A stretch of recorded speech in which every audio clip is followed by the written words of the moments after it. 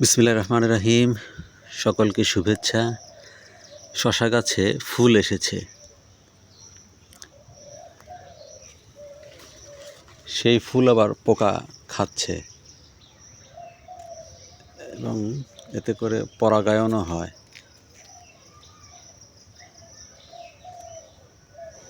পিঁপড়া, তারপরে বিভিন্ন পোকামাকড়, এদের মাধ্যমে প্রজাপতি, ফড়িং, এদের মাধ্যমে পরাগায়ন হয়।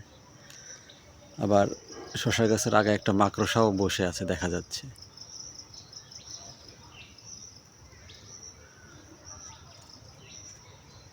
একটা ছোট মাকড়সা।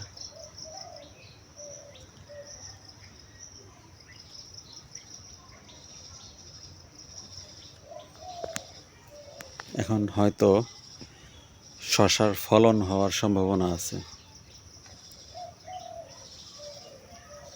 পোকা বসে আছে, এরা পরাগায়নে সহায়তা করে।